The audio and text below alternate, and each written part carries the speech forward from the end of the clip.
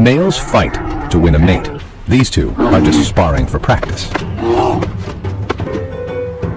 For the cubs, it's a spectator sport.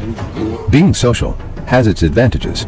The more practice you get, the better your chances when it's time for the real fight. Though when they feel crowded, big males are known to attack cubs. Ice Bear has been tailing the mother for weeks. Challenging him to leave would take energy. But so does corralling our cubs. Then, a milestone. Boy cub draws away. Mother levels a warning. But boy cub has tasted something irresistible.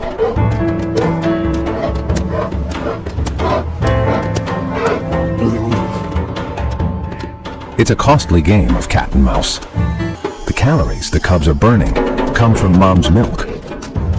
This has got to stop.